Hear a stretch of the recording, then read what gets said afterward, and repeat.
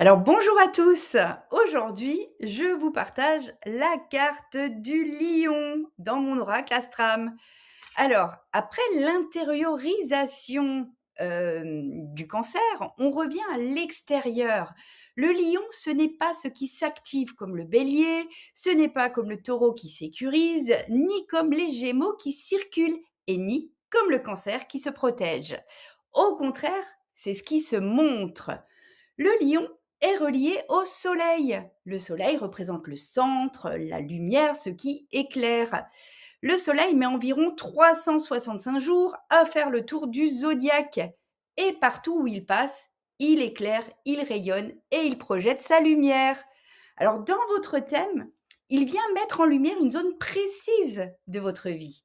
Actuellement, il est entré le 20 avril en taureau et il y restera jusqu'au 21 mai, moment où il entrera en gémeaux. Il éclaire donc la matière, les valeurs, la stabilité et le domaine concerné dans votre thème. Alors, mais pour les lions ou pour les ascendants lions, ou si vous avez des planètes en lion, cela crée des tensions. C'est un défi entre ce que vous êtes profondément et ce que vous êtes en train de construire. C'est entre l'identité et la sécurité que ça se joue. Alors, le soleil maîtrise le lion, mais ici, il vient plutôt le questionner. Il ne suffit plus d'exister, il faut donner une forme concrète de ce que vous êtes.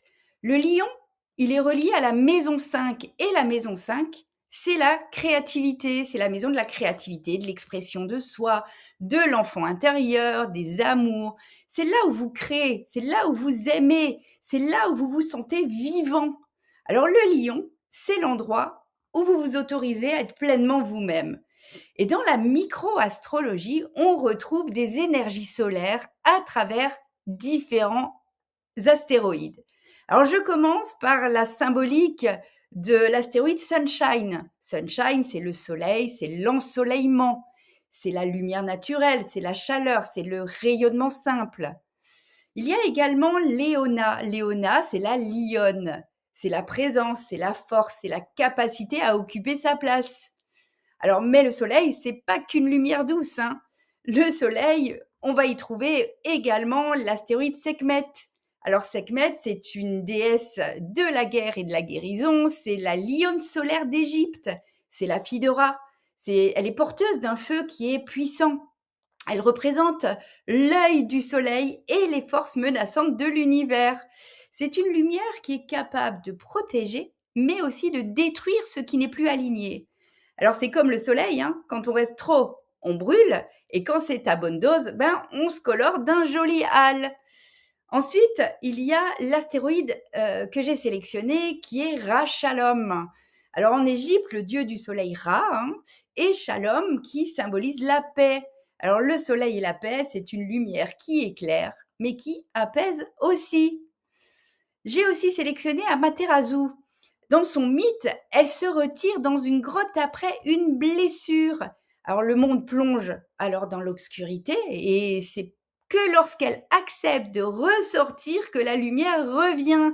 Donc le soleil peut se retirer avant de revenir, comme vous, hein. On vous demande quelque part qu'une fois que vous avez guéri votre blessure, c'est d'accepter de ressortir et de vous montrer au monde. Il y a également l'astéroïde Inti. Alors Inti, c'est le dieu du soleil chez les Incas. C'est la source de vie, c'est le garant de l'ordre, mais aussi le centre de la civilisation. Sans lui, rien ne pousse. En fait, Inti, c'est la manifestation du soleil.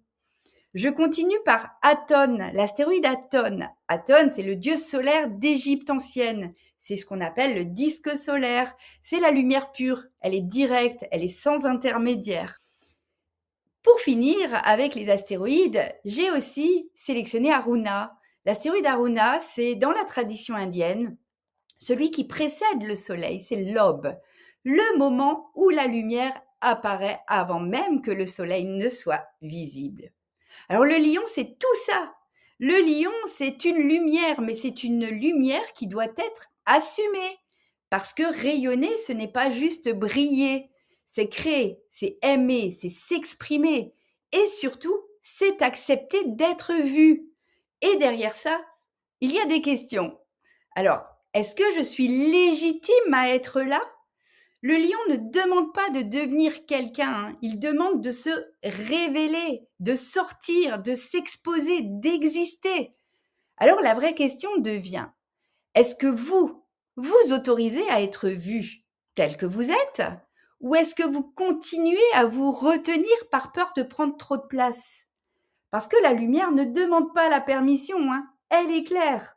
Alors, je vous souhaite une très belle exploration de cette énergie du lion et surtout une présence beaucoup plus juste, plus assumée, plus vivante. Je vous souhaite une très belle journée ensoleillée, je l'espère.